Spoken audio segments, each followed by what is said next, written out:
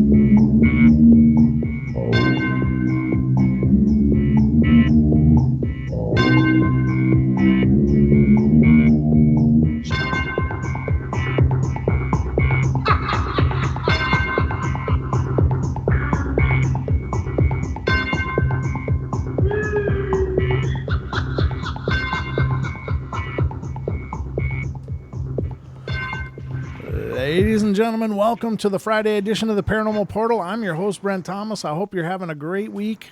It's now beyond you, and you're now working towards the weekend, which is always a good thing. And special thanks to the Freaky Friday crew. Always a pleasure, gentlemen. Always a pleasure. So we are here. It's Friday night. I hope I got a great show lined up for you. We'll find out how it all works out, but in my head, it's a great show. And so I'm going to do my best to keep you entertained for the next couple hours. So if I'm doing my job, you're going to be sticking around. And if I'm not, then you might hurt my feelings just a little. No, I'm just kidding. I just like it when you guys come in here. It's always a great pleasure to log in to do the shows, get all signed in and stuff, and see those names start filling into like our YouTube stream. It's just wonderful. You guys are amazing. Thank you much. And all you guys in the TFR chat room, thank you so much for being here. It's an amazing pleasure, and I appreciate it. If you haven't checked it out yet, make sure to check out our podcast.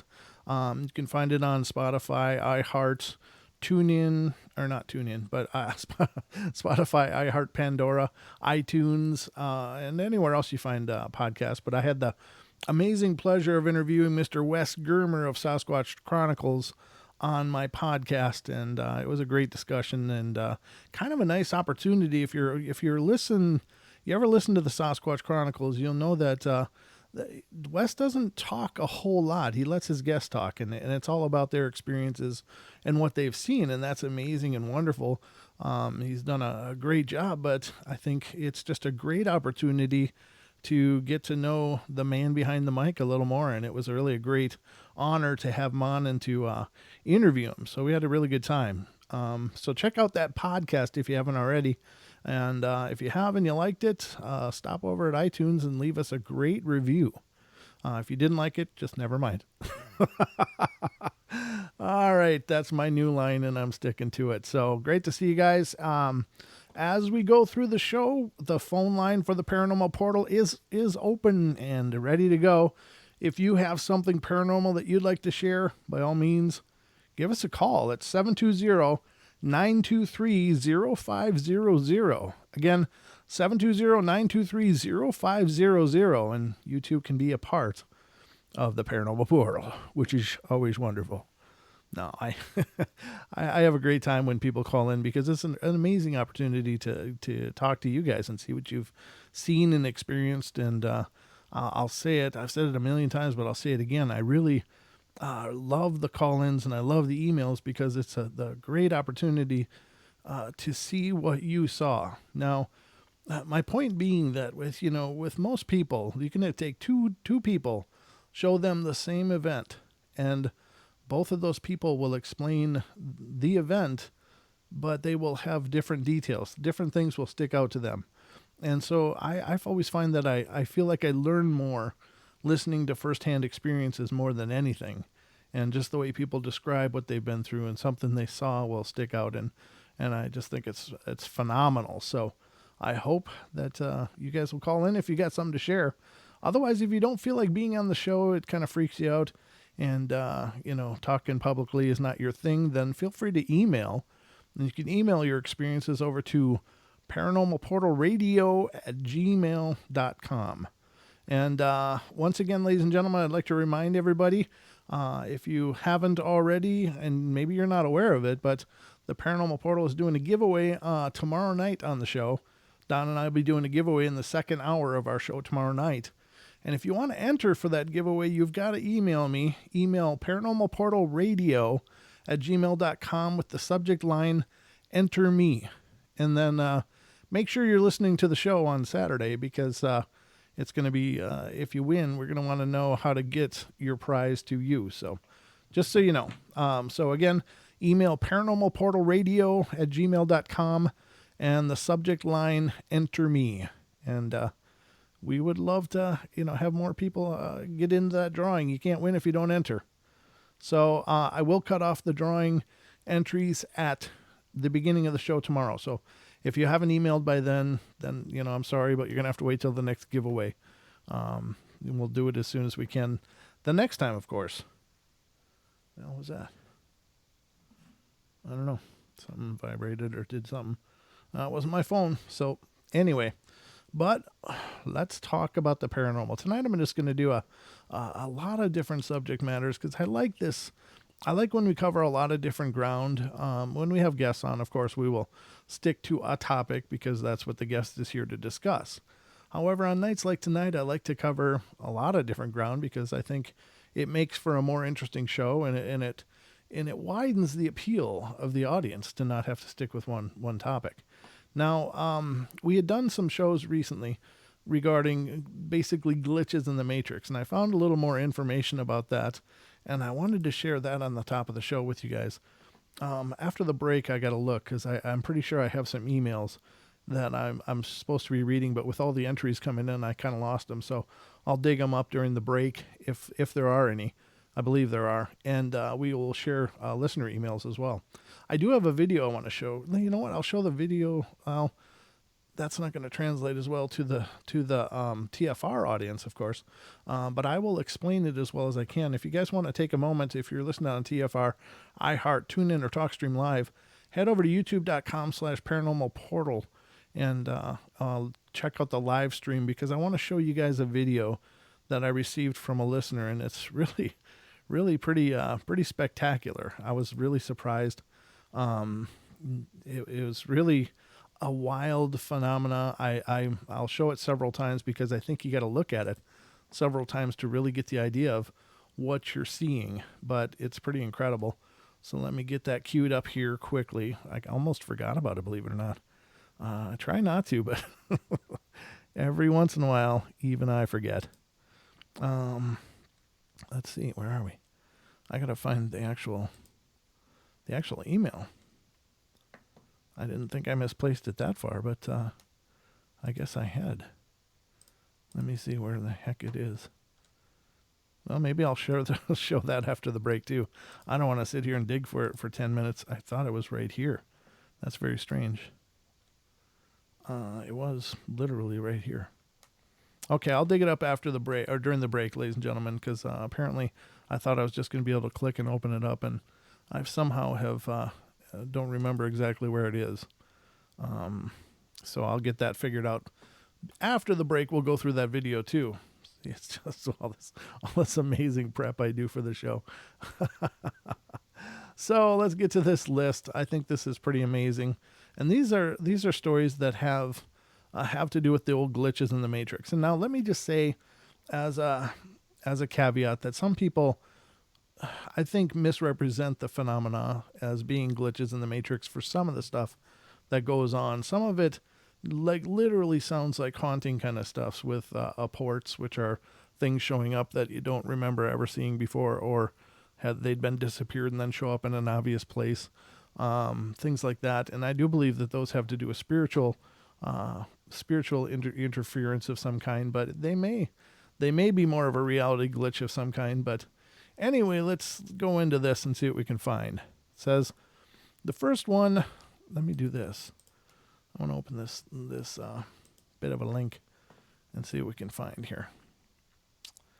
Okay. One time, my wife and I were coming back from a dinner night out. When I opened the door of the house, she was sitting at the computer working. As I usually find her when I get home, nothing unusual except she was entering the house with me. I shrugged it off and carried on, and we went to bed, and I told her that I saw her sitting at the computer. And she goes dead serious and told me that when I opened the door, she saw herself sitting at the computer working.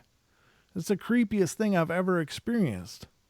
And the fact that our neighbor's 2-year-old daughter used to point to the TV when it was off and tell us that the person on the screen was making scary faces and that she wanted to go away didn't help us getting much sleep at night. That's crazy. Now, there is that fact that I think these kids are very tuned in and they pick stuff up a lot better than we do.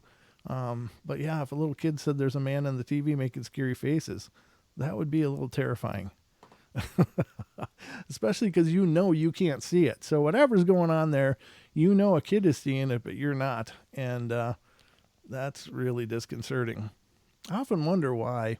Why do those abilities disappear with age sometimes? Some people are lucky enough to hang on to them, or maybe cursed enough, as the case may be, because I imagine it's pretty terrifying as a kid to see all that stuff. But most of the people that experience that do end up outgrowing it for some reason. And I think that's unfortunate. So, pretty cool story, though. All right, so this one is an off-duty EMT was driving home through a storm when he spotted a Mercedes parked past a barricade with its hazards lights on. He stopped and walked over to it, shining his light in the back seat. And when he saw a man slumped over, you know what? I think Don read this one on the show not too long ago, but I'll just continue it since I've already started. As if he were sleeping, initially he thought it might be a car full of drunks or something, but in the driver's seat was a man sitting upright, staring straight ahead. He didn't blink, move, or respond to taps on the window. And the other passenger was slumped forward on the dashboard. Creeped out, he stepped away to call the sheriff's station. Dispatch asked him for a license plate number, but when he went back to check, a large truck was coming down the road, so he waited for it to pass, and when it did, the car was suddenly gone. There were trees in one direction and barricades in the other, leaving the man wondering how in the world this car and its mysterious occupants could have simply vanished. Yeah, that's terrifying. Absolutely terrifying. So, I don't know what to think about that kind of stuff. That's pretty spooky. So, now that's it for the reality glitch stories that I had pulled up. I'm going to make sure to check the rest of that page to make sure that it isn't all just things that we've already read on the show, because I don't want to repeat things on the show, and I should have screened that a little better, but that's what I get when I'm burning the candle on both ends. It happens. So, by the way, ladies and gentlemen, tomorrow night, Dan Pruitt is going to be joining us here on the show with Don, and if you haven't already checked it out, go over to youtube.com/paranormal portal and check out the Coloma investigations. And that's when I went over to Coloma, Montana, which is right by Missoula. It's a ghost town and long since defunct mining community, but we had some amazing EVP kind of stuff and ITC kind of stuff coming up. ITC stands for Instrumental Transcommunication. It's when you use different electronic devices to try to communicate with spirits. And there's four videos in total dealing with our investigation up there. We were up there for 2 days, and all that we found and discovered while we were there, all the crazy experiences, the information we got. It was really an epic experience, and if you get a chance, check it out. And then Dan will be on, because Dan was there with me. It was he and I alone up at Coloma with Duke and his crew as well, but Duke and his crew moved out on the second day to a different location, so it was just Dan and I when we were investigating alone on this mountain in a ghost town, and it was it was incredibly intense, but an incredibly cool experience. So definitely check that out, because that'll give you an idea as to the discussion tomorrow night, which will be pretty phenomenal, I hope. It usually is. Whenever Dan gets on the show, we have a good time. So it says this one has to do with positive kind of experiences, and in terms of this one, it's angels. And I did get a lot of feedback from the last show that I did about angels, and people were like, yeah, they were great. Please do more. So I'm going to bring some up to you tonight, and hopefully you enjoy these. It says, there are many stories of people receiving much needed money from mysterious unknown sources. Ellie has such a story that she recalls from the summer of January 1994. It says the summer of January 1994. Maybe they're down in Australia or something. I would have to assume. Oh, she was living in Melbourne, Australia. Yeah. It was late afternoon, and Ellie was outside gathering the family laundry from the clothesline, and there was a sudden small willy-willy, an Australian term for a swirling wind funnel of dust and leaves. As it raced past me, I saw something blue whirling in the middle of the dust and leaves and managed to grab a hold of it, she says. I was surprised and very pleased to see that it was a $10 note.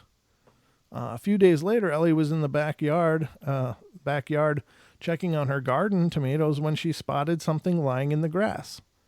She was astonished to find it was a $20 note. Not long afterwards, in another part of the garden, she found a $5 note and yet another $20 note nestled among the leaves of the daylilies.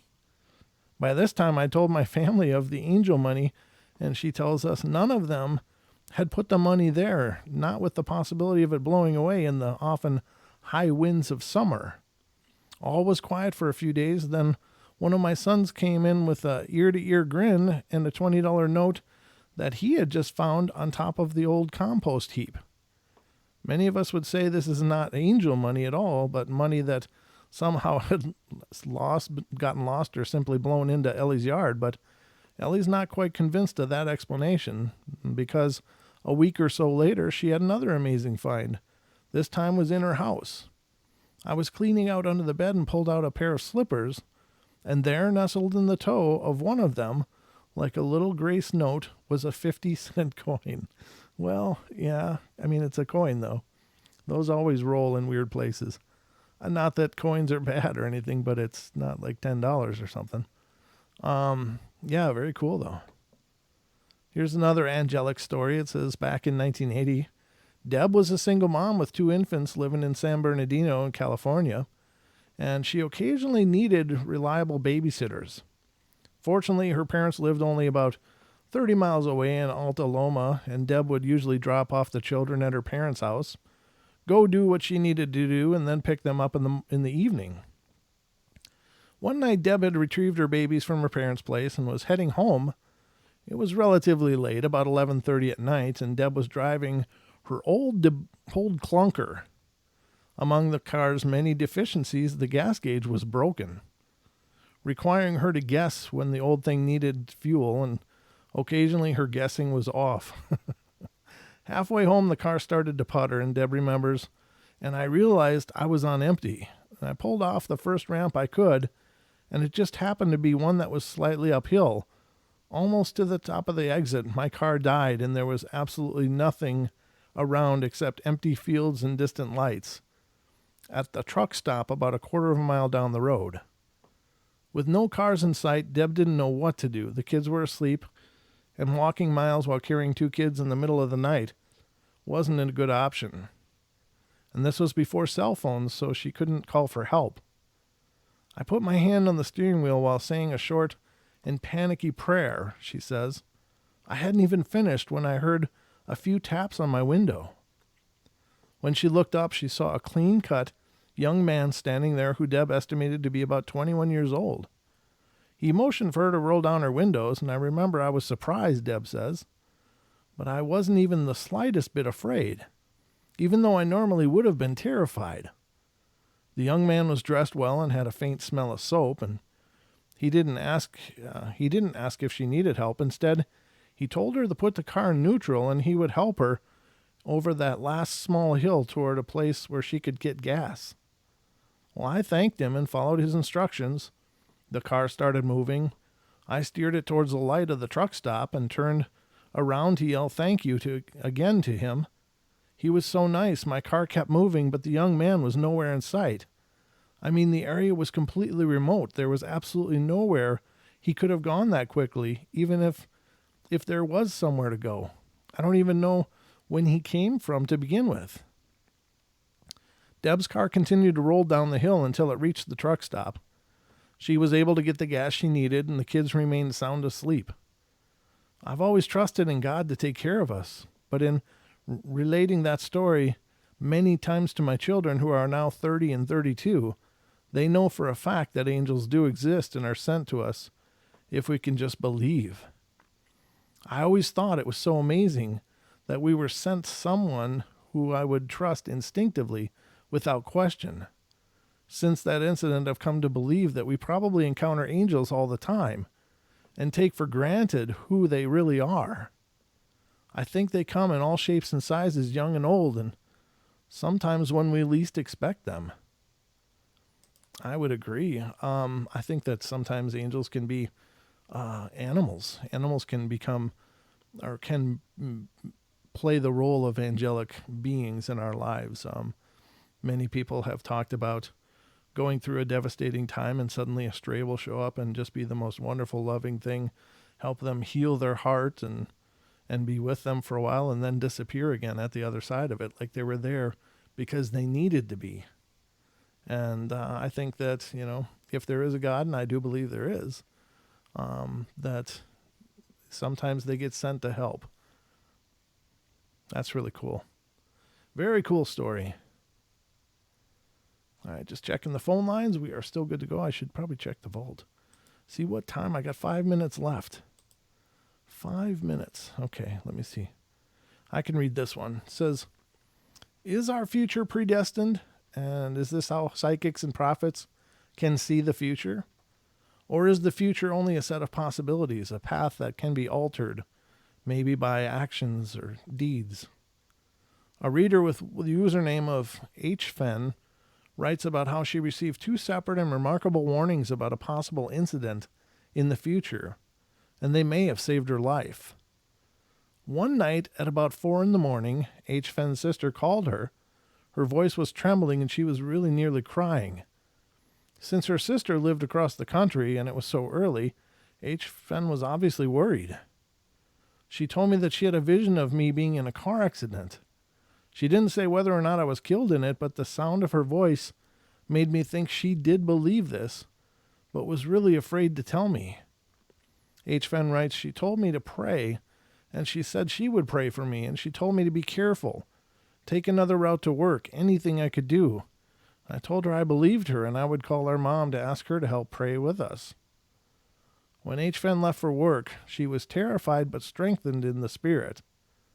She worked at a hospital and the patients had to attend to, and she was leaving a room. She was called over by a gentleman in a wheelchair.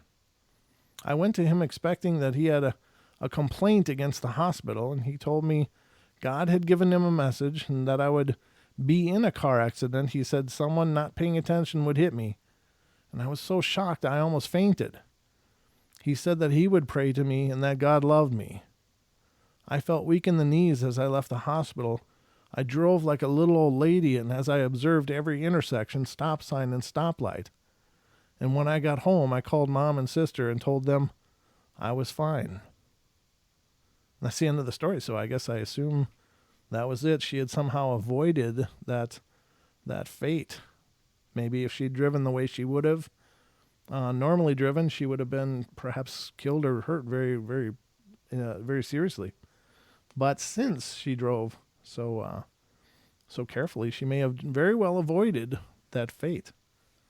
Excuse me. Didn't mean to cough right in the microphone like a pro. So I'm at 3 minutes. Let's see. Can I do one more? Oh, this one's a little longer. That's the last one too. I'll get this one done and then we'll move on to something else on the other side here. A saved relationship can be just as important as a saved life. A reader calling herself Smidgen X or Smidgen K relates how a little miracle might have rescued her troubled marriage. At the time she was making every effort to mend her rocky relationship with her husband, she'd planned a long romantic weekend in Bermuda when things started to go wrong. It seems like her plans were ruined until fate intervened. Her husband was reluctant to go on the trip, and when they arrived in Philadelphia, they were not notified that weather was causing planes to back up, so they were stuck in a holding pattern for some time. By the time they landed, their flight to Bermuda was boarding. As many passengers have experienced, it was a mad dash to the next gate, and they were devastated to find the gate door was just closing when they arrived. The attendant told them that they could get to Bermuda, but it would require 2 more connecting flights in addition to 10 hours. My husband said, "That's it, I'm not putting up with this anymore," and started to walk away out of the area. I just knew out of our marriage. I was truly devastated. And as my husband was walking away, the attendant saw on the counter that I swear had not been there when we first checked in the with the packet. She obviously upset that it was still there. It turned out to be the landing papers, and that the pilot must have on board to land in a different country. She quickly called the plane to return. The plane had been on the runway ready to start powering engines. It returned to the gate for the papers, and they allowed us and the others to get on. Smidgen K says that the time with her husband in Bermuda was wonderful, and they were able to work out their problems they were having and stay together. Though they had been through tough times since then, they always remember that moment at the airport. I felt as if my world had collapsed and given a miracle that helped us keep our marriage and family together. Well, that's absolutely beautiful. That's a beautiful thing. I don't know. You got to wonder with stories like that. It's like, it's a beautiful story, but how come some people experience these things and others don't? Is there a reason? Is it maybe, is something they are doing different than everyone else? I would like to believe that goodness is universal, and that anyone that calls will get help. But maybe sometimes it's maybe that marriage was supposed to stay together. Maybe that was the reason that they found a miracle. I don't know. Very curious. But we're going to go to our first break, ladies and gentlemen. We will be right back with more of the Paranormal Portal after these messages. Please don't go away.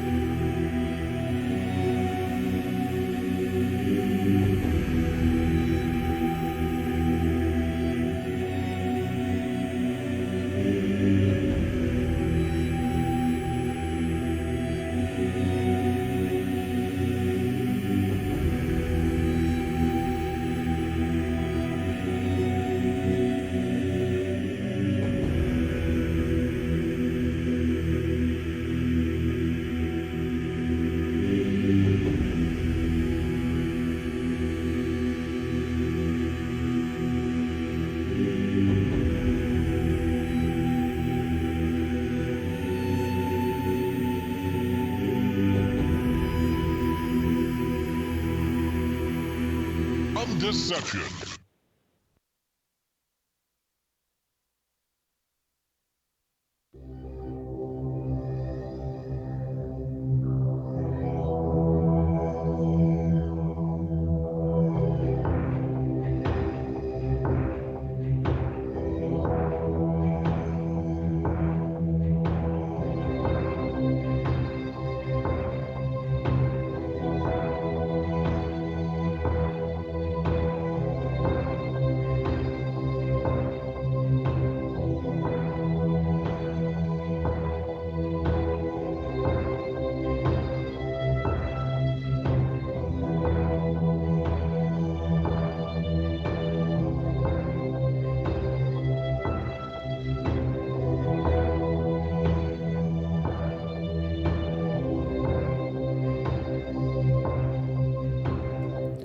And welcome back, ladies and gentlemen. Second half hour of the show underway currently.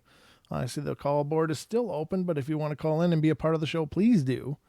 It always is fun to talk with you guys. Just to talk. I just want to talk. You hear me?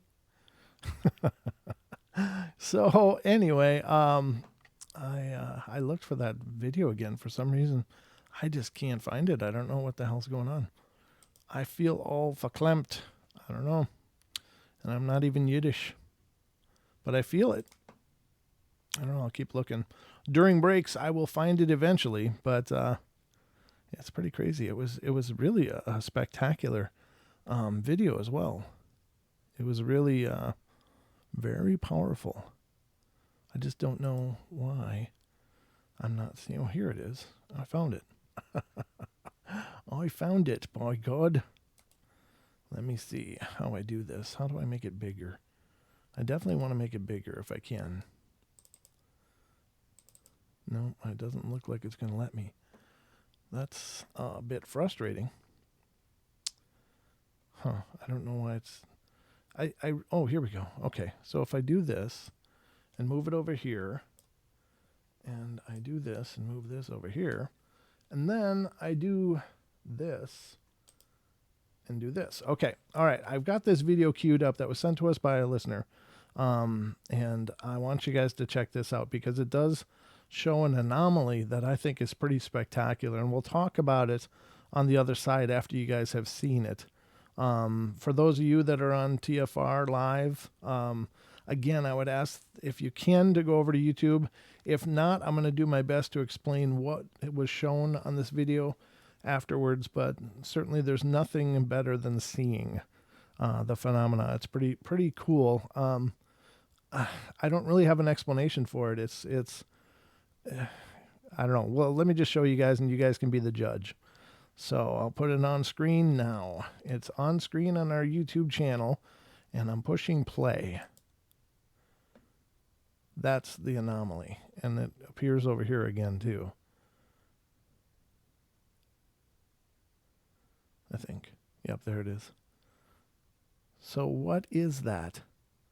Now, what it appears to be for those of you listening that don't have the ability to watch right now is it's a bedroom scene. There's a camera set up in the bedroom here for some reason.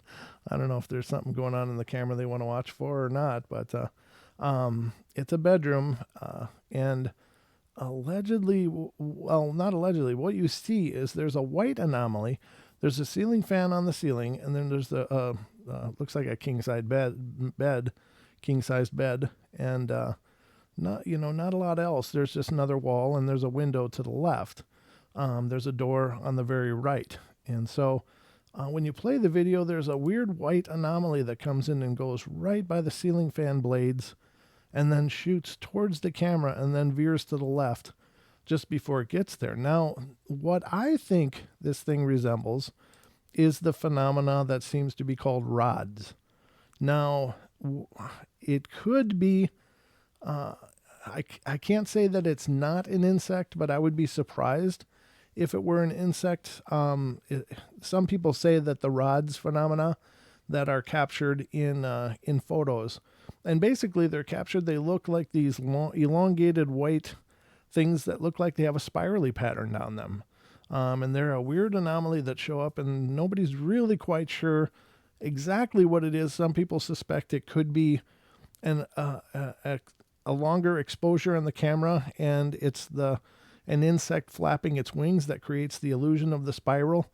I don't know if it is or not, because I've watched those same things on full speed, and they go by so fast that if it is a bug, it's flying at like hummingbird speed. It's just incredibly quick.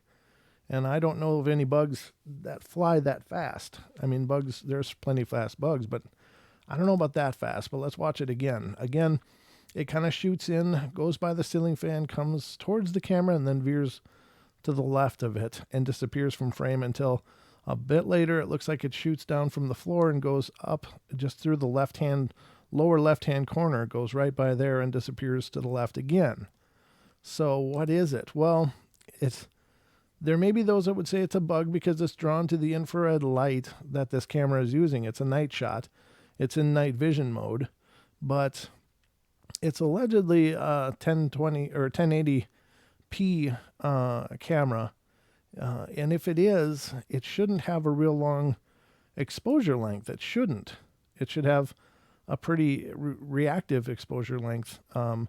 So I don't know that it would create this stretched out, weird looking phenomenon, but I could be absolutely wrong. I'm not an expert on motion cameras at all. I'm not an expert on any cameras, but I've gone to college for photography.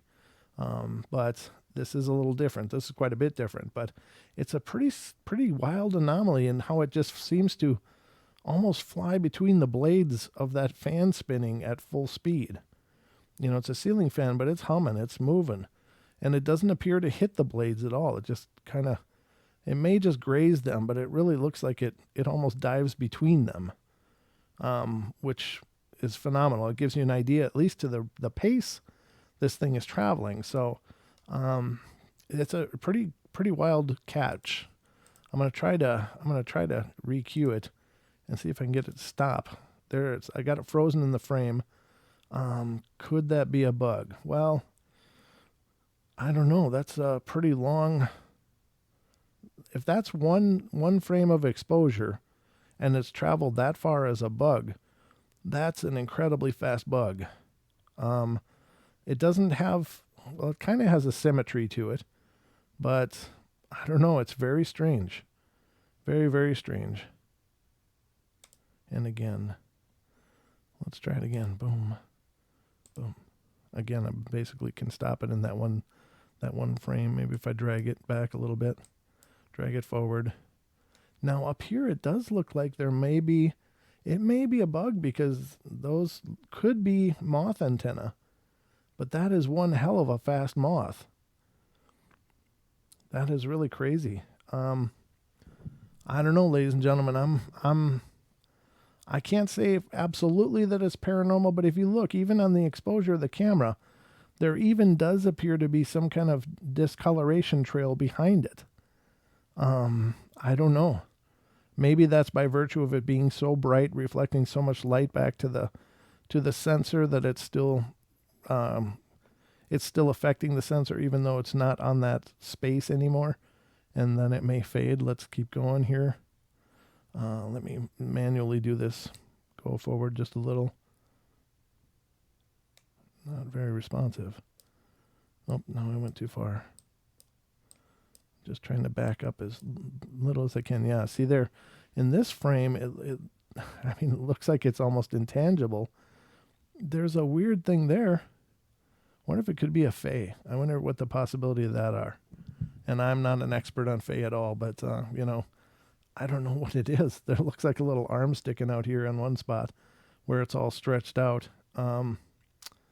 You'd almost have to go through this frame by frame by frame very manually and do this. I'm trying to do it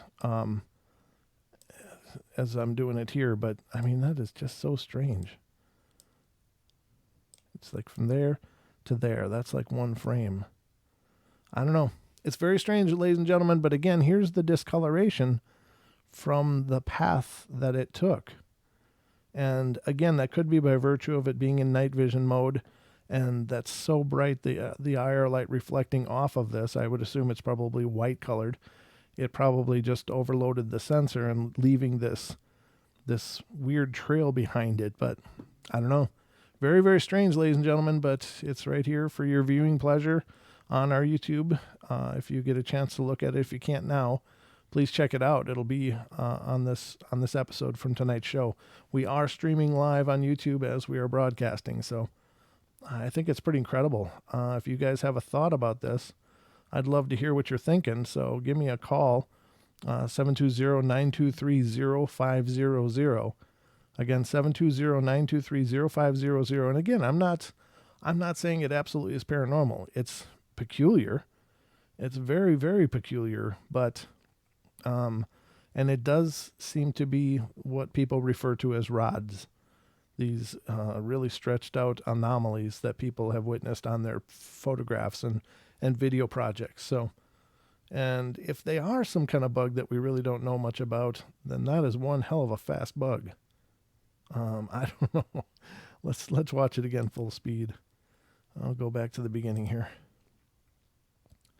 Boom. Again. Back to that beginning. Boom. And again. Boom.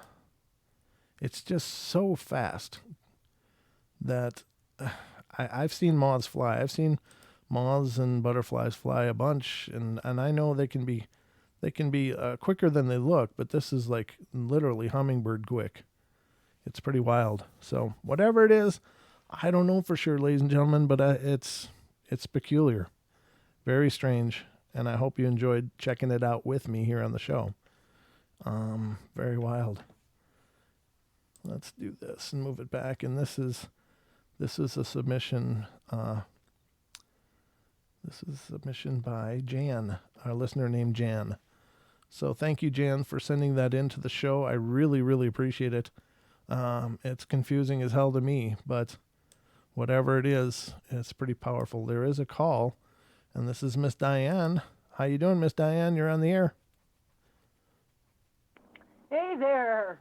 You know, it's funny. I was looking at the anomaly, and me and Jim both got, and this is so weird. Okay. Dragon energy. What is dragon energy? Very small, though. We don't understand that part. Right. What is dragon energy specifically, or how can you explain that to the audience so that it makes sense? It's really hard to explain, but I've played with sky dragons. They kind of hide up in the clouds, and that's going to sound crazy too, but trust me, there are beings that live up in the clouds, okay, and they're etherically based mostly. Okay. They're only like partly in this dimension. It's hard to explain. They're only like, all you ever see of them is the cloudy part, and they kind of live up in the clouds. As a matter of fact, when I was over L.A., I had heard that there was a whole cloud city. I mean, people who see this kind of thing, who have seen it and who can see this sort of thing, say that there is a cloud city over L.A., and indeed there is. When I went to California, I saw the cloud city, and I saw them waving at me and everything. So they were waiting for me, but... Okay. There are things that live in the sky. That looks kind of like a cloud dragon. I don't know what he'd be doing down here. Sure. In that room. I don't know. They're etheric beings. What business he'd have there, I don't know. And that is a very small one. Yeah, it's tiny. I don't understand it, though. I mean, it could be in some kind of interdimensional, because these things are interdimensional. And don't really exist fully in 3D. There might be some kind of size, I don't know, the size distortion, some reason for a size distortion. I don't understand. Okay. All of it yet. Well, that's an interesting thought. I mean, I'm doing my best. Right. I just wanted you to explain that because, I don't know. I don't know if I understand it, but I certainly want our listeners to understand as well. I mean, I'm not saying it's not. I just don't know. I'm sorry? I'd love to understand it better myself. But when I go traveling with it's very hard to explain. some of us can do these things, these weird things, right? Okay, we all know this. Mm-hmm. Some of us can do this, and we go. I when I would get this feeling and look up in the sky and see what would to me look like exactly like the Chinese dragons you see painted. Sure. Okay. Okay? Yep. But all that my eyes would see, but my internal vision would see the Chinese dragon type dragon, but my eyes would just see some clouds, kind of elongated clouds. Uh-huh. So, but my, third eye would see the cloud dragon, and some of them are huge. I mean, really huge. Huge. Some of them come looking like a storm front. Oh, okay. And, my friend said, no, that's a storm front. And I said, no, that is a huge sky dragon. Oh. And the storm front is just ahead of it. But Wow. these creatures have something to do with the weather. And that all I know is they had a lot of abilities. It was known about, and it was frequently talked about in China, and dragons were known to have, and even the Native Americans have these winged serpent beings that were very powerful and wise, but sometimes also very dangerous and sometimes even evil. Wow. And Okay. but they're everywhere, all over the world. You see pictures of them, and really, what I see with my third eye looks a lot like they're very long and jiggly. They look like almost like if you take lightning and almost like they draw the lightning bolt, only curvier. Oh. It's very weird. Right. So Okay. yeah, and so I feel myself go up and get very tall and play with them. And one of my guides would say, "Oh, what are we supposed to call you now? Dances with Sky Dragons?" Mm-hmm. Yeah. But That's pretty wild. Yeah. I don't know. That is just what we felt from it, and I can't really.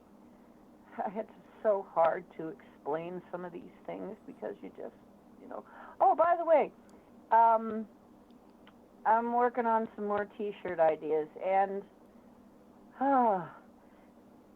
those of you who know that the cat that I was sitting went away, he came back, so Oh. Well, that's good. all better. Good. Anyway, Slick is back. My little companion is back, so and now he's out again, so I'm just not worrying about him. But anyway. I will say okay. that with dragging kind of things, there are cultural examples of them all over the world, and there are many cultures that believe very much in them. And so, I'm not dismissing that outright. I think that all of these things are based on some form of reality. And, who knows what's out there? I mean, in the paranormal, we've often said on the show, we don't know what's out there, but there's obviously a lot out there that we don't know. And I don't, when it comes to ethereal beings, the sky's the limit, literally, bump. But I didn't mean that as a joke. I mean, literally, whatever you can imagine could be represented in that ethereal realm and may be able to manifest here as well. It's hard to know. And when some people, I did see a video about these things they're calling sky worms. Oh, okay. That look basically like a wiggly worm up in the sky. Well, how are they spelling worm? Like a white, cloudy, wiggly worm up in the sky. How are they spelling worm, though? And, How are they spelling worm? Because worm isn't actually an ancient term for dragon, W-Y-R-M. Oh, that's right. Well, they're spelling it like the wiggly worm, but yeah, it is a term. Yeah. And I keep thinking that I'm thinking the same thing, Brent. It could be one and the same. Yeah, it could be wild. that what's getting picked up on the camera. I mean, this has been picked up on cameras. There, in a few NASA photos somebody had online, and they're saying it's space debris. It doesn't move like normal space debris. It seems to be, it just doesn't move right to be just plain old space debris. I mean, there are no breezes up there. So. Yeah. The breeze does not blow up there. Where in space? Yeah, there's So I don't see. that's true. Maybe there's solar winds that affect them though. It could be. I'm just saying it's kind of weird because um,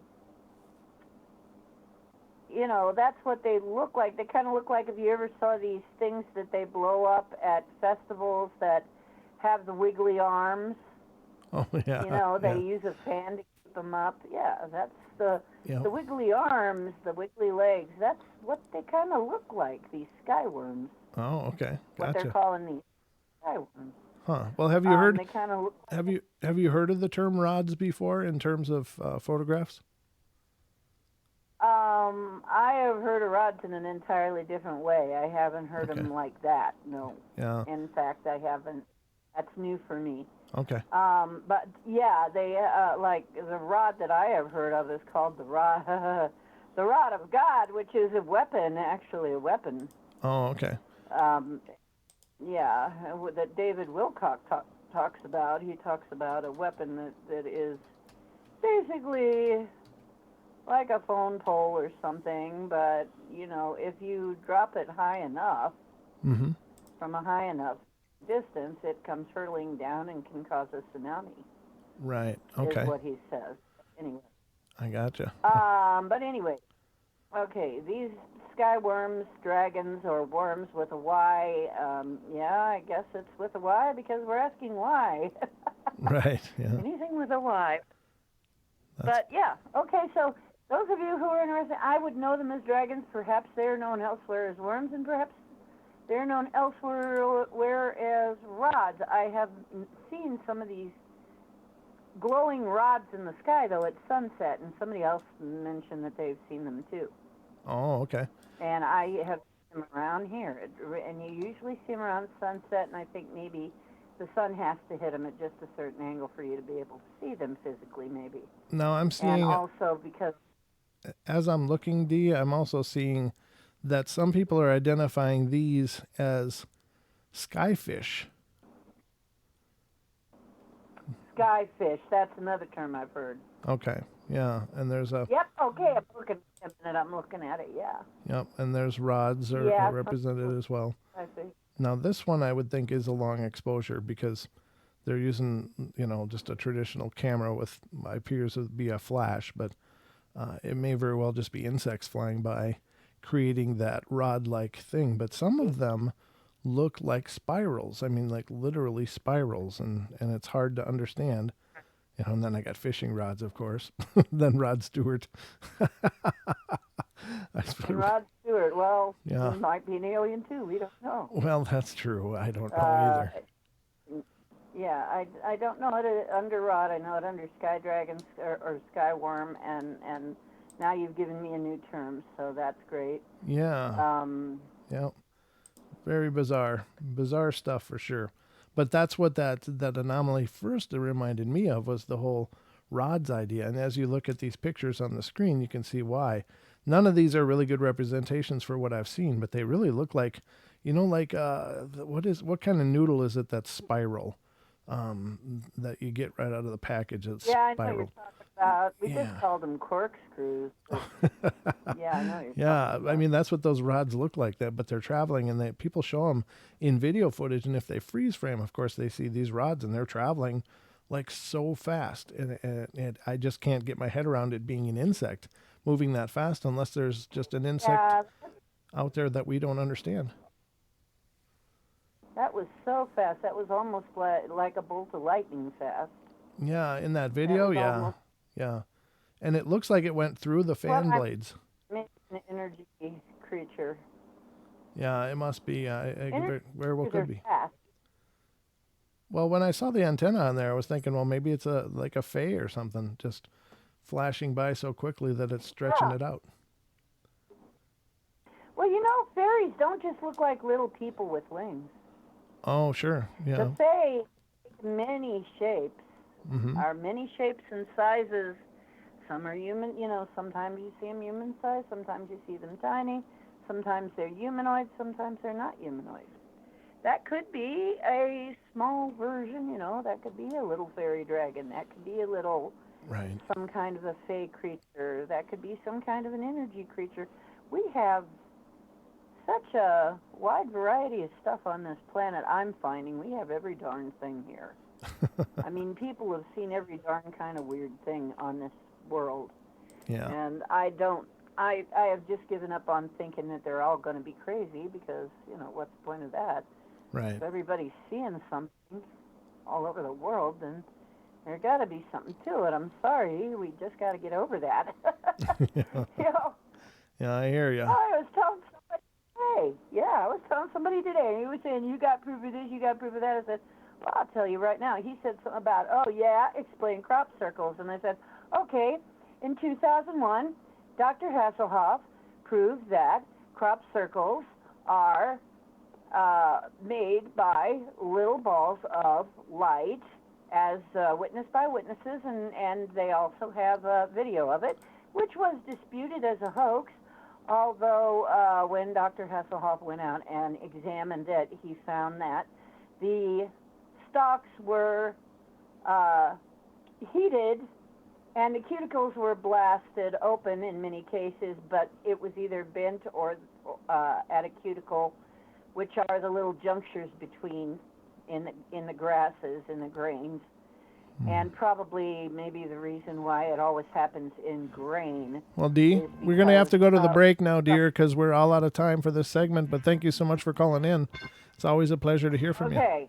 All right, my lady. Have a great night. Okay, bye.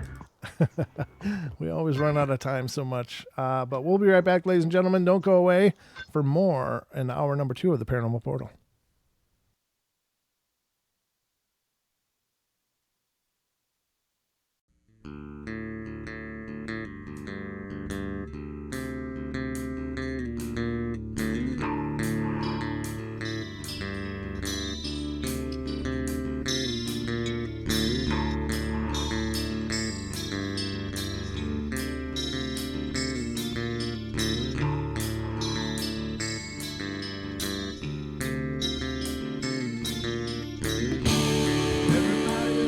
Play their games. Everybody loves to place their bets.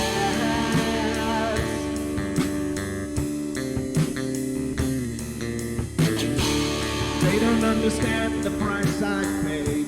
They don't care to comprehend.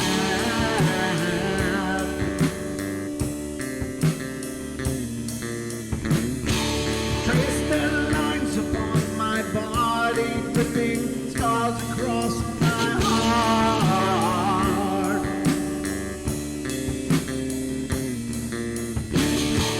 Raging anger pours inside me as their lies keep falling apart.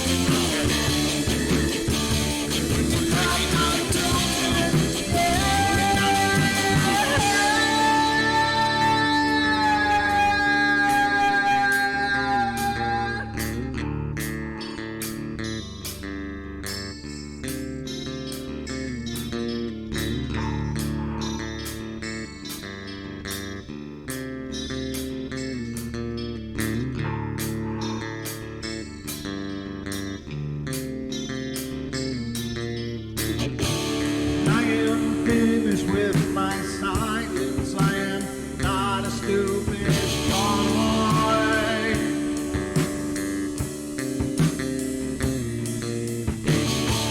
No more breaking me with kindness, just you dance upon my joy.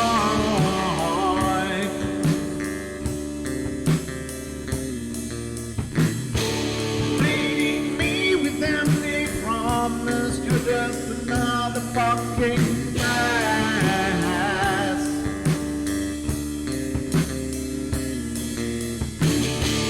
Taking off the slice of my sanity, just make sure that you're well fed.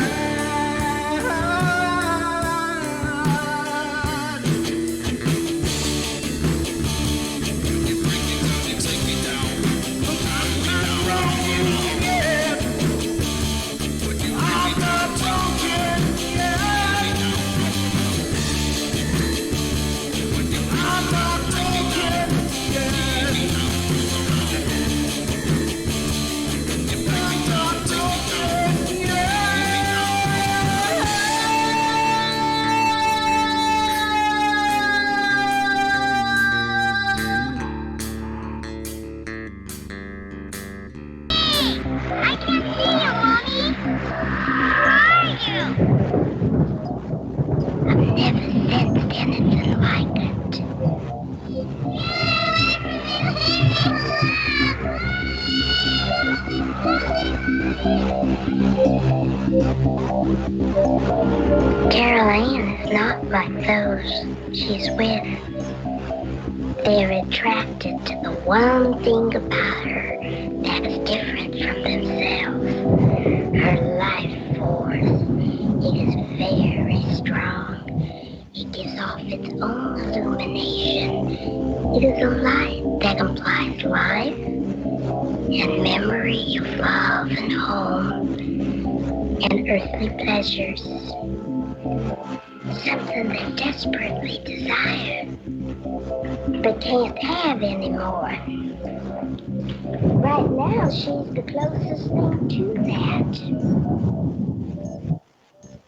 Poltergeists are usually associated with an individual.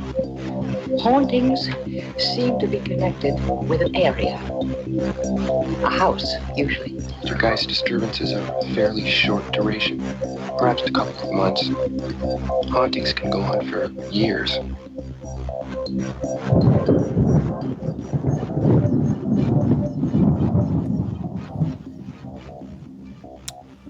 Welcome back, ladies and gentlemen. Hour number 2 is now upon us. Are you all ready?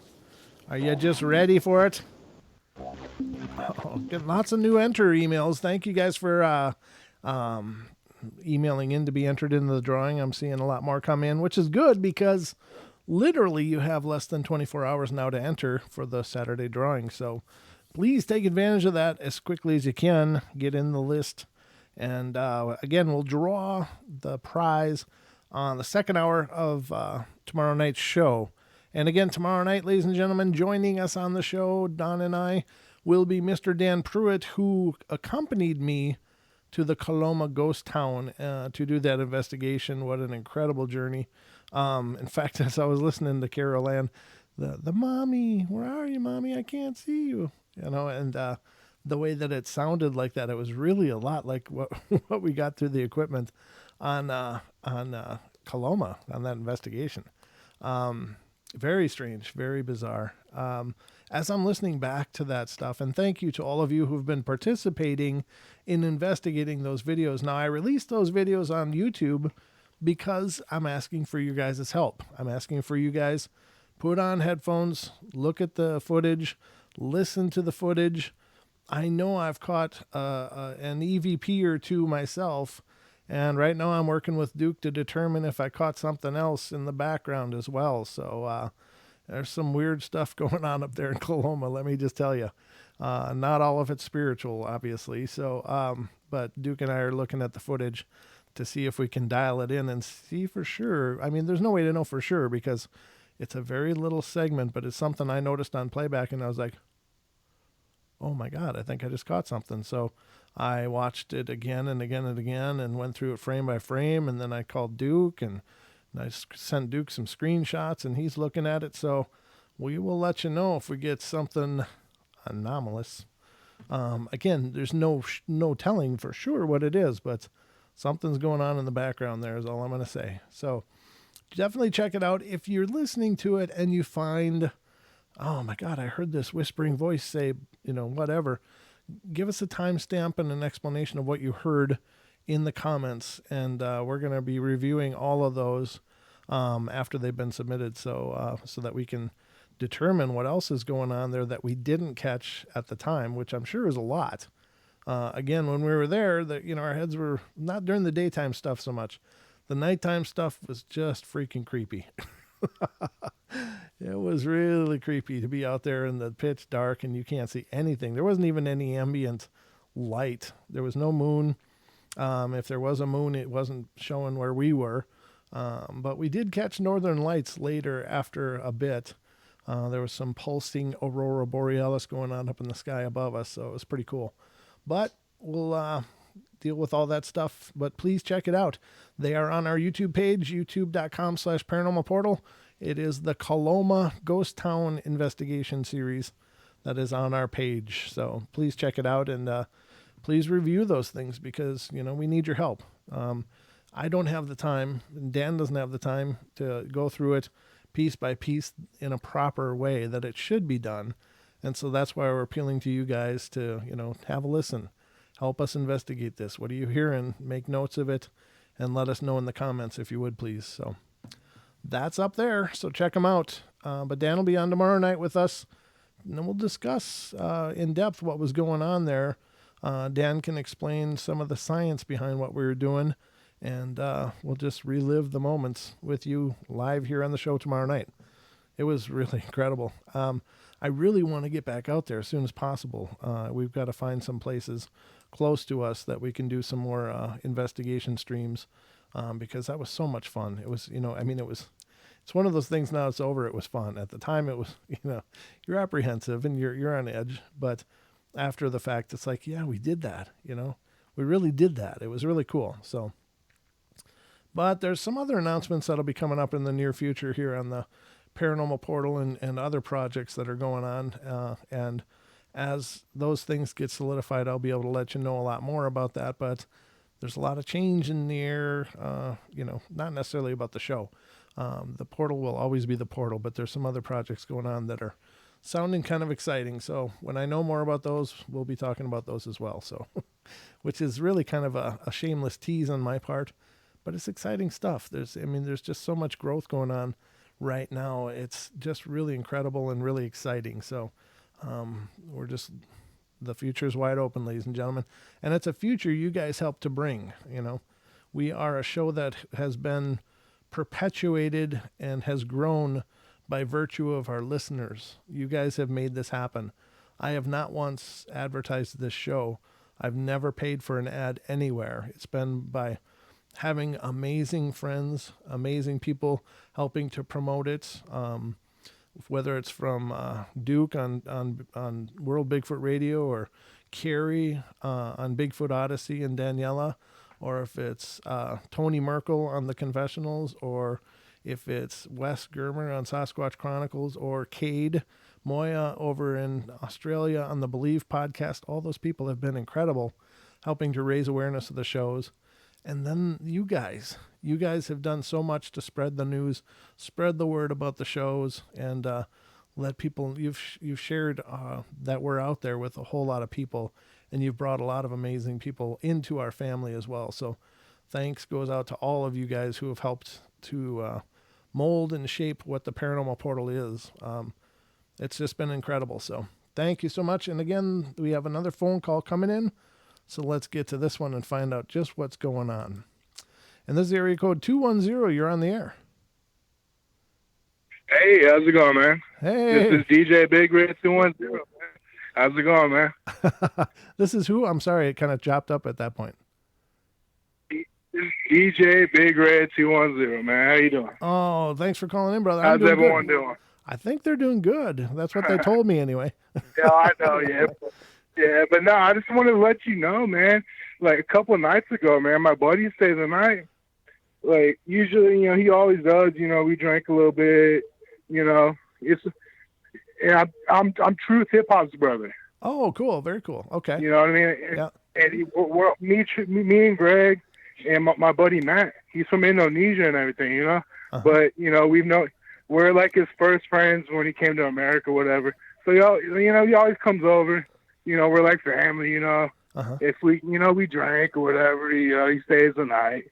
He drank a little bit that night, and he had to stay the night. Mm-hmm. So, and he tells me, I wake up the next morning, and he's freaked out. He calls me, and he says, dude, it's around 4 or 5, maybe 6. The computer chair moved, and it sounded like your dad running, or some kind of grunt. And it really freaked him out, and he woke up Greg, my little brother, up. Yeah. Truth Hip Hop. You heard the chair move, and you heard a grunt under the desk, on the computer desk. Yeah. It was pretty wild. I just felt like I had to call, let everyone know. Yeah. It's just let y'all know. It's pretty wild. Still, I woke up to that shit. That's stuff you mean, right? Yeah. I was like, the funny thing is, he was like, laying on the couch, it didn't feel like a bad, spirit. It felt like a good presence. And I was like, yeah, that's my grandpa, man. Oh. That grunt, that's my grandpa. Oh, cool. That's really pretty cool. wild, man. Still got an active house then, huh? Oh man, definitely, man. Oh, all the time, dude. I'm in the den where my grandpa basically built half the house, Uh-huh. and basically, and there's like a window, like in like the living room to the kitchen, Okay. and that's basically where my grandma and grandpa would always hang out when we would come over, because they would let us watch TV, because we never had cable TV when we were young back in the '90s, you know. Sure. Yeah. Well, But just seeing that, just is being them in the kitchen, my grandma cooking, for us, my grandpa reading the newspaper, drinking coffee, whatever, sure. or going in the backyard working. But nowadays, I'm 28. I'm old now. They passed away in around, I want to say what, 05 though? Yeah, around like 05, 04. Uh-huh. And man, like ever since then, like we moved in with my dad. My grandpa got dementia and all that. Oh. But ever since then, like after you pass, I see I don't see direct, like full like beings, like a shadow being, Yeah. or something like that. I see in the corner of my eye, like, and hear stuff. Wow. I see him like walk into the restroom, or walking in the laundry room, or crazy stuff like that. But it's a good presence, Yeah, absolutely. It's nothing bad. Mm-hmm. Really good. Yeah, I like it. It's almost like I feel blessed to have that in my house. Good for you. That's awesome. I mean, you're looking. It's pretty wild to say that, but you're doing it right. But, I mean, it's pretty cool, man. Yeah, you're doing it right. I mean, that's the way. That's the way it should be. There's a yeah, exactly, man. There's a higher being of power, and how. Yep. Oh wait, how about Greg talking at the same time, man? In the shadow, what is it? Oh yeah, he says. Greg says, hip hop consciousness says, shout out to y'all. What up? Oh hey. Paranormal Portal. Hello, fam. brother. What up, family? What up, y'all? Absolutely cool. I'll tell them. But hello. I just wanted to call and let them know that. Yeah. This has happened 2 days ago. Wow. With my friend, sleeping on our couch, he didn't, we let him stay the night because he drank too much. But sure. And he heard that at 4 in the morning. I'm sure he sobered up, and he hears the chair move and like a grunt. And I was like, yeah, that was my grandpa. He would always do that, clear his throat, a grunt. Yeah. Pretty wild, man. That's outstanding, brother. And I appreciate you sharing it. And keep us posted as more stuff happens. I definitely want to be clued in on all that. Oh, for sure, man. Definitely, man. Definitely. And yeah, you have a good night, man. And what up, fam? What up, everybody? What up, y'all? And yeah, man, you have a good one, Brent. Okay. And brother. I will talk to you soon, man. If anything happens, man, I'll let you know. All right, brother. Sounds good. Thanks again for being a part of the show. All right, man. Have a good night. Good night. Peace. That's cool. It's always nice to get updates when things are going on. A lot of the stuff we just get little nuggets of it, and it's cool to have those people on as part of the show, as part of the family, that are experiencing things, and they can continue to go, hey, guess what just happened? Guess what just happened? I think that's awesome. Keeps the story evolving for sure. So, what are we doing on time here? 12 minutes. We got plenty of time. So I'm going to read you some ghost stories that have to do with nurses. Again, some of the most haunted places in the world, I think. Well, there's a few of them. There's prisons, of course, and then there's hospitals. And both of those places see a lot of life and death, and they see a lot of pain, a lot of suffering, and there's such a profound psychic imprint on those places that I'm sure not only do they leave impressions of their own, but that abundance of energy probably draws a lot of other things in. If the idea is true that some spiritual beings need to feed on energy in order to subsist, then there's no bigger buffet than a hospital, I wouldn't think, or a prison. So we're going to get into that and see what we can find out about these stories here. So let's go to this one. It says, the year is 2006. I'd been looking for something in my desk and was just shuffling things around when I found an envelope with numerous family photos. We had an 80th birthday affair for my dad and had asked attending family members to just bring old photos of my dad and family however back they could provide. My sisters had made a collection from the 1900s through the 2000s, and we had made multiples of many of the photos. So I had my envelope of duplicates, and I was enjoying reviewing the photos, and I came across one professional photograph of my folks in their 1948 wedding. Such a nice picture. Dang. My mom was really pretty in her wedding gown, but my dad, he was one good-looking dude, like a young Elvis. I don't know if I might have read this one before. Now my mom had passed away in 1997, and my dad was still with us, but starting to have some serious health concerns and kind of a slow decline. Looking at that picture, I remembered their anniversary was November 20th. Any guesses what date it was? Yep, November 20th. I'm getting goosebumps again now. My mom was present. My dad passed away a year later, almost made it to the next November. Not quite an occurrence of my nursing career, but it reaffirmed my personal belief that there is so much tangible but unexplainable power out there. I think that's very true. Very, very true. We just don't know much. I guess that's what the paranormal has taught me. If I had one big takeaway of my journey through this paranormal is that we just don't know a whole lot. This is another one. First experience when I was in college, 1992-ish. I had this buddy that would tell me he could see ghosts and all that, and of course I just dismissed it in a polite way. I didn't really believe him, but at the time I lived upstairs in this up-down duplex rental, the landlord living downstairs, and there was a very narrow back staircase that led to the basement with a washer and dryer and storage privileges. The house had been built around 1900 with a field stone foundation and a dirt floor, except for an area where the washer and dryer was. And there was one or two small windows typical of basements, so whenever I would have to go to the basement to do laundry or to get something, I always had this creepy feeling that I just wasn't alone, that I was being watched.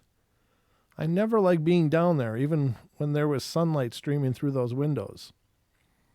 One Saturday night, as in many, my buddy calls and says, "Hey, let's go get some wings and beer." And I tell him to head over, and when he gets there, I tell him I have to wait a bit until my laundry dries. Well, we chat for a while, and then he follows me to the basement so I can retrieve my clothes. I turn around, and he's at the top of the landing, looking into the dark recesses of the basement with this look of fear. I ask him what's wrong, and he tells me, "I don't like it down here. There's something down here, and it isn't a good something. I'm going to go back upstairs." I never told him anything about the creepy feelings that I got. Nothing. Well, about laid an egg in Levi's as I ran up the stairs about as fast as I could. Afterwards, I did tell him and started to not doubt him as much anymore. Another story that took place about 3 years ago, when I had been at my present job about 2 weeks.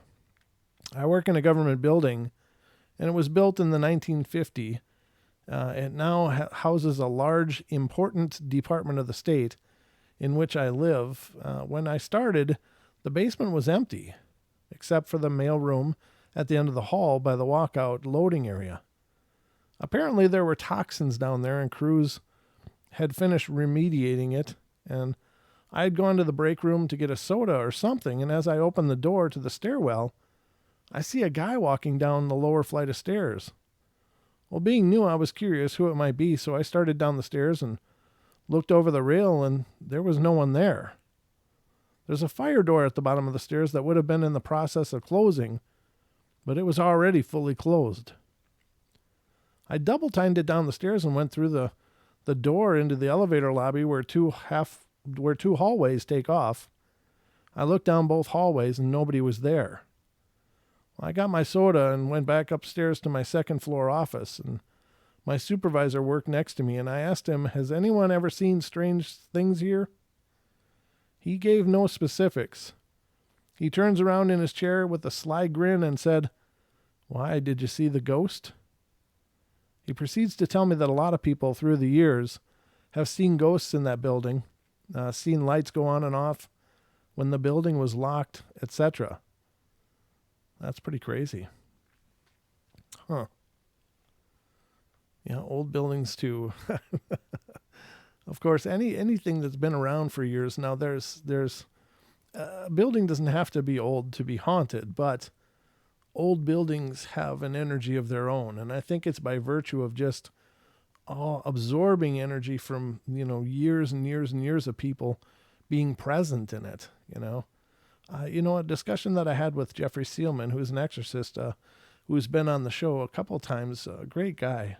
He said that we're always radiating energy wherever we are, and our environment absorbs those energies. And so he talked about the importance of cleansing, spiritual cleansing all the time, because you got to knock that energy down. Otherwise, perhaps it can have a sentience of its own. It can have a personality of its own. Lots of different ideas out there, whether you believe in that kind of stuff or not. I think it doesn't hurt to just burn some sage and, do some positive things around your house to kind of clean, as it were. But, new houses can certainly have problems of their own, but those old houses, they have a whole different feel. And actually, I love old houses. I absolutely love them. One of the houses that I lived in and owned back in the day was an old Victorian house that was built in 1894. And to me, it was really such a really comfortable place. Now, a lot of other people got really creeped out there, my cousin being one of them. He had a ton of bad things happen to him there that for some reason, the presence in the house didn't seem to care for him too much, but seemed to be okay with me. Didn't seem to not like me at all. So I think it was just kind of being protective. We were sparring one time and we got a little rough and whatever. So we stopped. And after that, he was going down the stairs in the basement where we'd been up and down dozens of times, both to him and I, barefoot. And all of a sudden there was a razor blade laying point up on the stair, embedded in the wood stair, pointing straight up. And he stepped right down onto his heel. And either his heel or the middle of his foot, put it all the way into his foot. And we know that wasn't there before. So there's a lot of creepiness that had the potential to happen. But again, I never had anything that creepy, but I did see the chandelier fall out of the ceiling in that house. I did hear doors close there was an old kitchen door that was like one of those double swinging doors, would swing both ways. And there were times when it would just all by itself just go boom, boom, boom. And it wasn't because of an air drawer or anything, because it would get hung up on the carpeting, because the carpeting wasn't there when the door was put in. In 1894, there was no carpeting. It was just wood floors. But then they added this thick plush carpeting, and that double swinging door would get hung up on the carpeting all the time. So it would sometimes unstick itself in that carpeting and just like with some force and go boom, boom, boom. It was pretty crazy. Lots of strangeness happened in that house, but I don't know. It always seemed to like me, but again, that's the old houses. They have a spirit of their own, I think. So, all right. One of my hospice patients had a son who was a preacher. As his end came, the family gathered around and we all prayed, held hands, and watched as he passed. The whole day was a day of reminiscing, seeing to his comfort, and general fellowship with the family.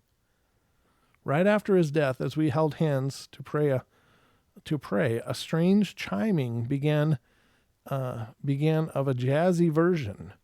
Is there any other kind? And when the saints go marching in. I forgot to turn off my hospice phone, and that was its ringtone, which just happened to play at the exact moment. We all had an awkward set of chuckles about it. My coworker has been telling me for weeks that I have to change it. Well, that's an appropriate time, I guess, right, for it to go off. She didn't say whether it was because she got a call or not, but that's pretty strange. Wow. All right, let me look at the time here and see what we got. We are literally a minute away from the last break. Wow, could it already be the last break? I tell you what, ladies and gentlemen, I've been doing the show for several years now, and I still can't get used to the time, how fast it goes by. I really can't. It just goes so fast. Wow. It doesn't seem possible. It's like we just came back from break a second ago, I swear. A second ago. Took a phone call, read a story, boom, it's time for another break. Wow. Well, I guess we're going to go to a break in just a minute, ladies and gentlemen. But again, make sure you check out our podcast, if you would, please. Again, it's on Spotify, iHeartRadio, iTunes, Pandora. The list goes on and on, Chatbox, whatever platform you get podcasts on, we're there. And make sure to stick around after our show for Paisley Wild, The Spaces Between, coming up next. But we'll be right back after this break. Don't go away.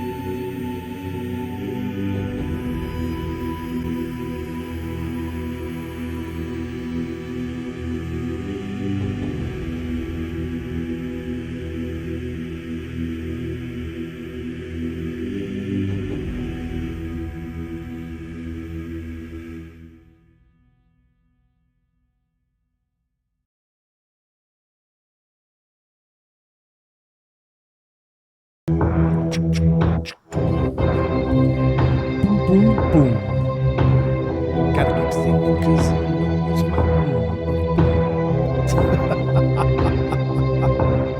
boom, boom, boom.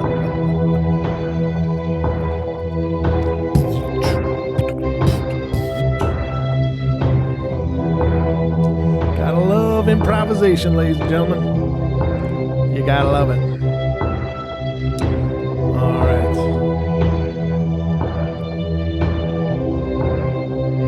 All right.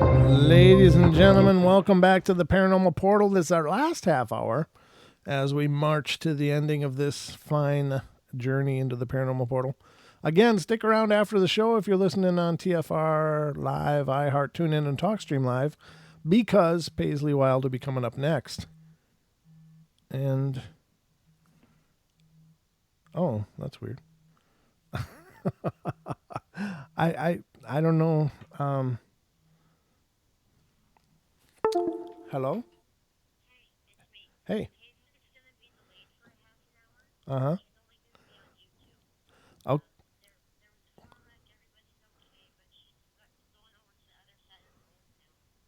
Okay. All right. I guess Paisley Wild will not be live after the show. Yeah, I'm still here. Can you hear me? Hello? No, it's my phone. I bumped the mute. Sorry, I'm broadcasting live on my show, but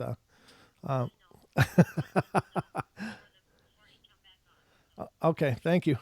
All right, see ya. All right, so yeah, I guess that's going to be coming up next. So it'll be a rerun. So not that should be missed, mind you. Her reruns are great too. Sorry about that. I don't usually get calls, but that was an important one. And so I'm sorry I couldn't ignore it. You have to be sure. All right. It will be a show eventually, but she's got things to deal with or something. I'm not really sure I understand. But anyway, back to our list. Sorry for all the confusion here as we try to mull through this.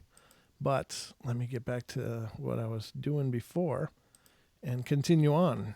Now I got another story here. It's this didn't take place in hospice, but is relevant. My father had lung cancer and was in the hospice at a care facility back in 2003. He was not expected to live much longer, and being several states away, I had made plans to go see him before he passed. My brother, who lived in the same area, was visiting him almost daily and keeping me up to date. One night I had a very vivid dream, or so I thought, that I woke up with my father sitting at the end of my bed and talking to me, telling me how proud he was of me and how I was living my life. And when I woke up the next morning, I could remember the whole experience very vividly and clearly. And he called my brother to ask if my father had passed away, and he said no, and that he was still hanging on, but wasn't doing any better. And I thought it must have just been a dream at that point, yet it still remains in my head very clearly 11 years later. A few days after the dream, my father did pass before I was able to fly out and see him, and to this day I still believe his soul left his body prior to his passing, and he visited me knowing I would not be making it in time to see him. In some ways, I'm glad I never saw him as he was dying, as the images I have of him are all when he was healthy. A few years ago, I was working on a project in the garage and couldn't find a tool that I needed. My father had always been proud of the mechanical abilities, and I said out loud, "Dad, could you help me find the tool I need?" I know it sounds weird, but the tool appeared on a shelf that I had looked at several times, and I feel he was with me at that moment and helped me by producing the tool. Thank you for reading. That's intense. Now, I've not shared this on the show, but when my father died, he had a garage he would spend a lot of time in, and all his tools were down there, and all his projects were down there. And when it came time to do his celebration that we were doing, celebration of life, we didn't have a funeral for him. We had a celebration of life, and my other brother and my cousin were in the garage trying to get some tools together so we could put up signs for people to find the gathering, and they weren't able to find this specific tool. I don't know if it was a hammer. I don't think it was something as mundane as a hammer, but I think maybe it was a screwdriver or something like that, and they couldn't find it. And my cousin just said, "Hey," and he mentioned my dad's name and said, "Do you think you could help us find it? You know, we're just trying to get this together so people will be able to find your party." And he said, and instantly it was just right there, right next to him, as if it was just put there, and he knows they searched everywhere and it wasn't anywhere to be found. But but it sounds like my dad helped them find a tool too. So I don't know if they're, if they're around, and I think they are. Perhaps they don't mind stepping in and helping us out once in a while if we just would ask. Maybe they do anyways. I don't know. But that's pretty incredible. Now, I will say, in terms of her having the dream and yet he was still alive, that I think in terms of things like that, the soul may actually transition before the body actually dies. I think that that's not uncommon at all, especially in situations like this where there's a terribly progressed disease that is, making their existence just torturous. That the small mercy is that their souls have already gone, and the body is just going through its last remaining, moments that it has to live, and the transition has already been done. So I think that her father had already been transitioning prior to his body stopping. And, and that's a beautiful thing too, because you think of those last moments there, they sound like they're not a lot of fun, So who wants to face that as they leave this journey? And so hopefully it was a peaceful transition for him, and that he didn't have a tough transition. But it sounds like he's still around anyway. But it's a neat parallel to that story from my family, and I hadn't shared that, but now that I read it, I just had to, because that's just another great example of they could be around us helping us out. So let me get to another one here. It says, my story is also not really medically related, so to speak, or quite as spooky, but here it goes. I've always had some sort of belief in ghosts, afterlife, etc., and my family thinks I'm nuts, but whatever.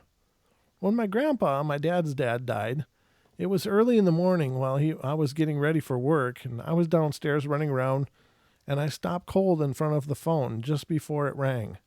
I knew who was calling and what it was about. My grandfather's girlfriend was calling us to tell us that he had just passed. When my grandma, my mom's mom, died, my mom and aunt were taking care of her. Me and my dad were at home talking about that call that comes when they're passed, and how we were afraid of when that call would come.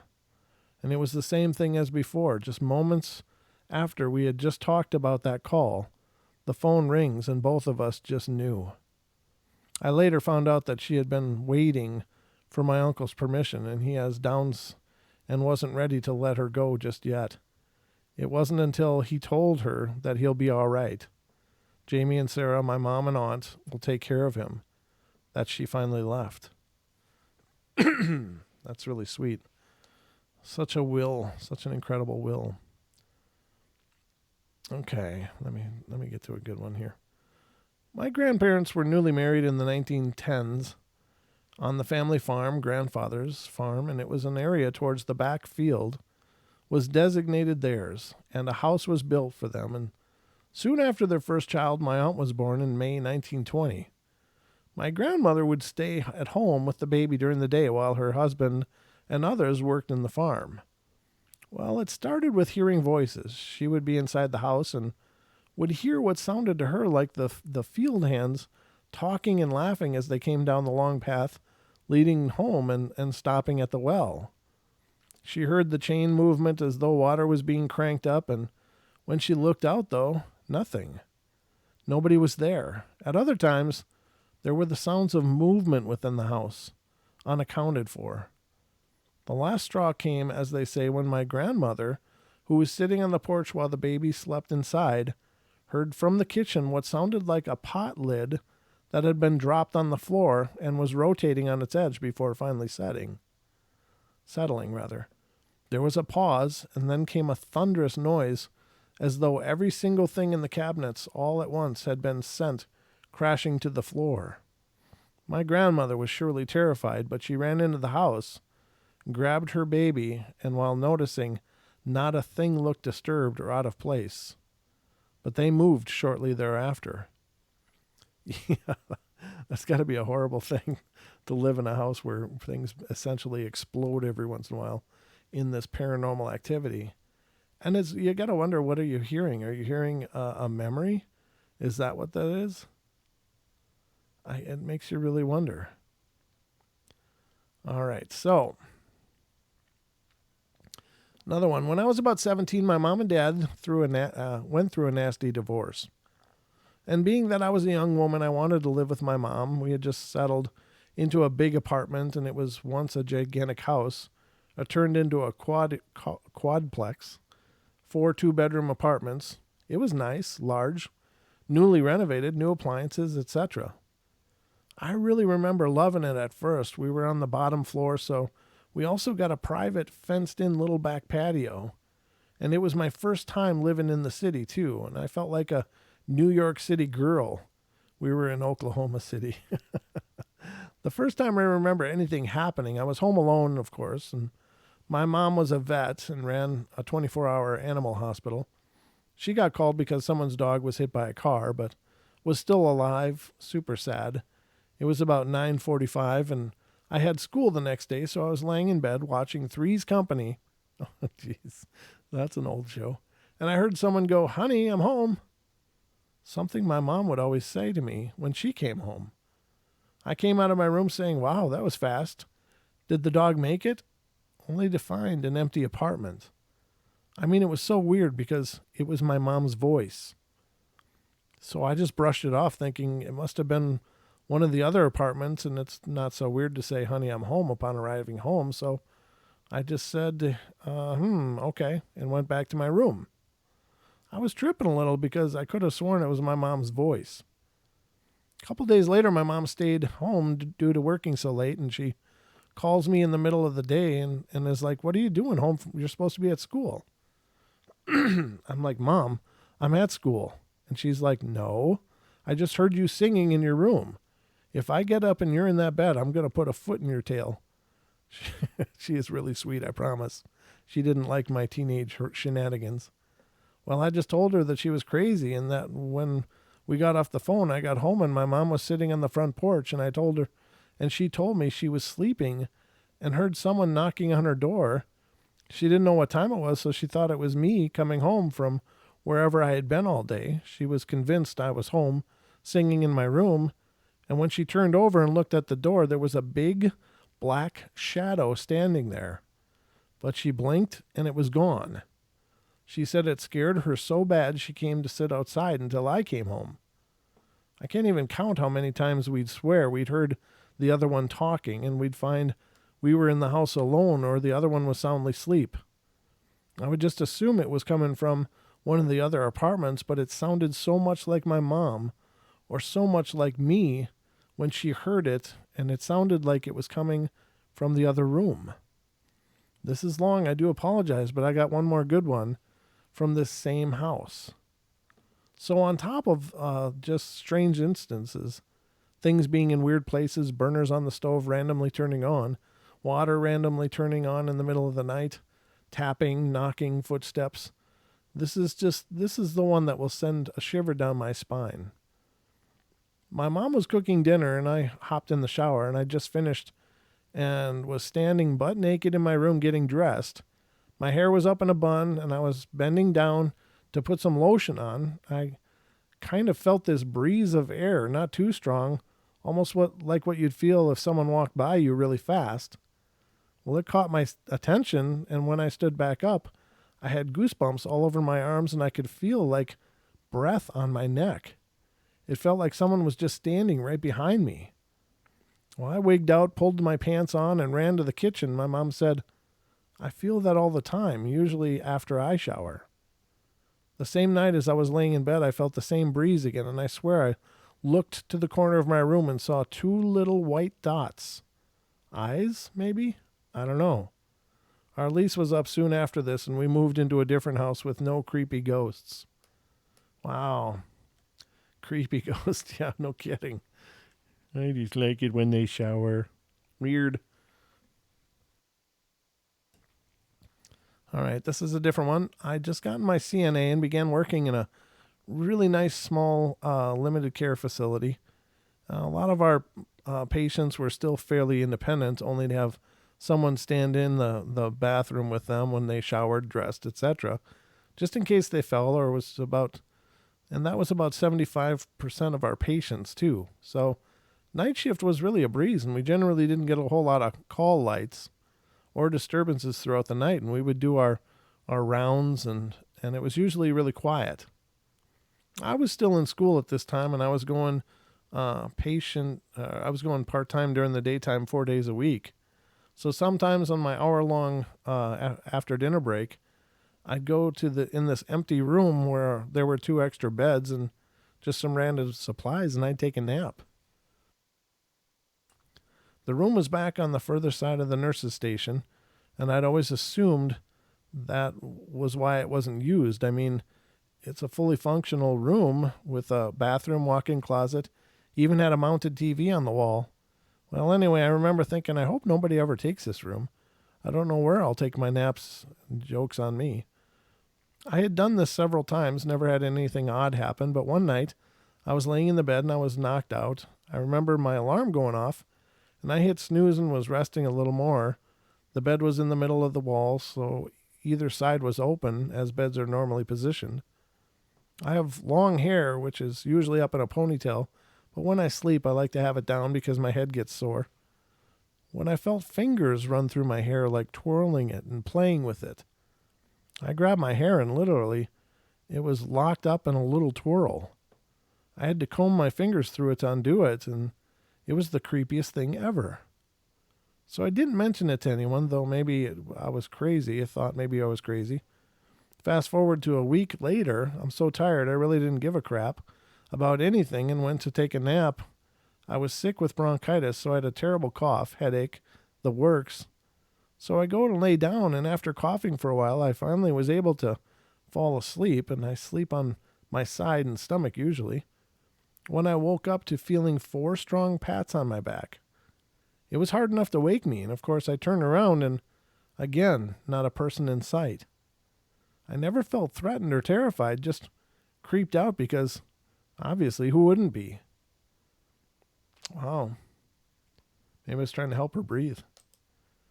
That's that's terrible.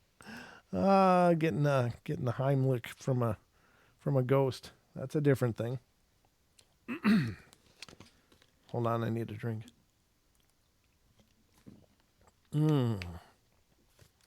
So, ladies and gentlemen, if you're new to the show and you're just finding the Paranormal Portal, I just want to say that there's a Paranormal Portal every night of the week at 7 p.m. Pacific Standard Time on YouTube, and it's always streaming live. So, 90% of the time I'm streaming live. There's sometimes I pre-record if I have to be away, but there's always a new show going on 7 p.m. Pacific Standard Time on YouTube. So if you haven't already found us on YouTube, please do, and please subscribe if you're enjoying these stories and want to hear more. There's already a substantial back catalog there, but we're certainly trying to continue to grow our audience and keep people interested in what we're doing. So we would love it if you'd spread the word about the portal as well. Excuse me. All right, I was living with my parents, and I think I must have been about 18 because I no longer had a curfew. I'd just gotten home, and it was after 2 a.m. sometime. No, I wasn't drunk. And I went inside to the den/living room, which was a big room, open floor plan with the kitchen and a small breakfast nook, and my parents had kind of remodeled and just knocked out a half wall that divided the 2 rooms, retiled, blah, blah, blah. So my mom had a big red sectional, and the longer side kind of divided the kitchen from the living room area. So I come in and go over the chase side of the couch and sit down, and I'm waiting for the TV to start up. And we had baby gates in the entryway to keep the dogs from getting on the carpeted areas of the house. And I hear with my ears this scuffling sound against the floor, and then see this big oval-shaped light glow come up over the gate, and the gate actually fell down. And then I heard it again scuff on the floor, and then dart back into the kitchen, behind the kitchen island. And it alarmed me so much, I jumped up. I thought it was my dog, and I had a little white dog, oddly enough, named Boo. But the whole point of the gate was that he couldn't get over it. He was just too short, just a little westy, and They have short, little, chunky, stocky legs, and they're too cute. So then I'm like, okay, maybe it was a plastic bag. I mean, I'm seriously trying to rationalize this situation, but I never could. I wonder if that was just a one-off. Huh. So this next one, I got a couple of stories, none specifically from nursing, but still on topic, and a good read, I hope. So my mom works still in surgery at a hospital here in Oklahoma, and she's worked there since I was about 6, and I'm 25 now. And we used to visit her from time to time and sometimes have lunch with her. I'd be broke, call Mom, and meet her for lunch. And anyway, when I was about 17 or so, I started working as a housekeeper after school and on weekends. One linen closet was back down towards the morgue. We didn't use it a lot, but from time to time we'd have to go back there for extra supplies, carts, etc. And anyway, one night I was taking a cart of extra linens to the closet.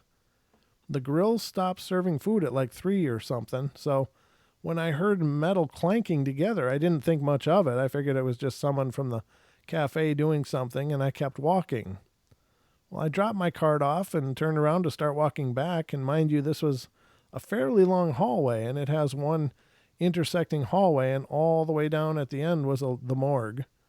So I was walking back, and I would have made a left at the intersecting hallway to get back to the stairs and stuff to go back to my little area, and I'm about halfway there, and I hear that metal clanking sound again. Again, I keep walking, but at the time I think it's kind of weird because I can't tell where it's coming from.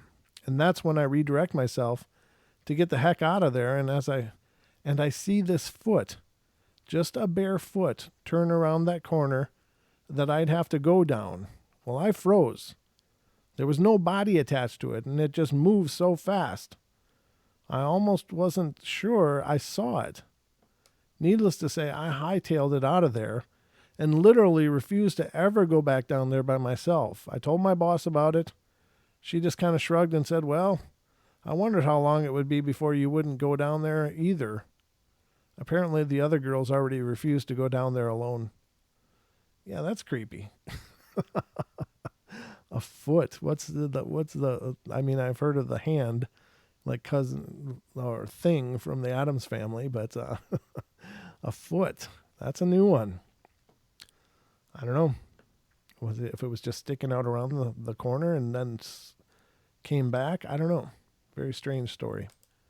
But I can't pretend to know, ladies and gentlemen. I just work here. I just read this stuff.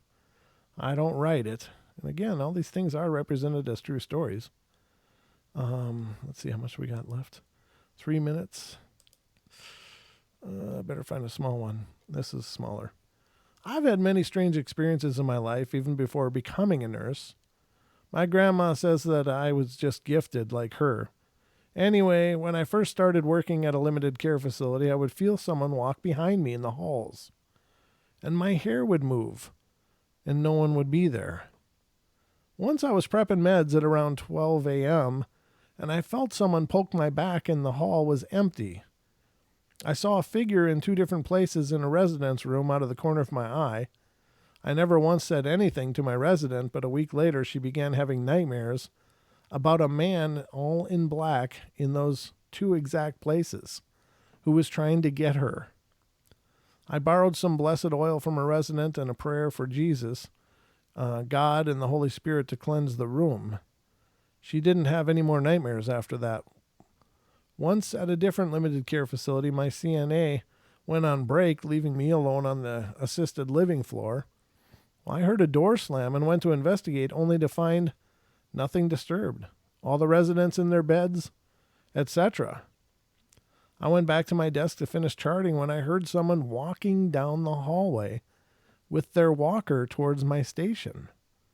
The very clear, distinct sound of them walking continued around the corner in front of me, and there was not a soul there. I don't spook easily, but that was a little shocking to say the least. I shut the door to the office and station and turned up the radio in the room and radioed my CNA asking her how much longer until she would be back. Sometimes my coworkers tease me that I'm just full of it. And then sometimes they'll have something weird happen to them and they apologize. Yeah, that's weird. Now, I do believe that spirits can create sounds. They can create things happening and mimic sounds. Again, the story from the people living in the corner of the farm and hearing all of the stuff in the kitchen just explode and then go in to find nothing amiss. That's really common. I mean, it's reported all the time. And you got to wonder, is it a window to a different dimension kind of thing? Are you hearing an old sound from a long time ago? But it sounds like they just built that house in that farm field. Well, it sounds like we got Kevin Baker kind of bumper music going on. So, welcome to the portal, ladies and gentlemen. Kev Baker show. Or no, that was Freaky Friday, wasn't it? Well, anyway, whatever it is, I guess we're about out of time. I got 10 seconds left, but I love you all. Be good, be kind, be nice, take care of each other, help each other out, find the magic in every day, and remember to laugh as much as you can. And I'll see you guys tomorrow night here on the portal. Good night, everybody. Censorship and regulation is becoming an ever-growing problem in today's modern.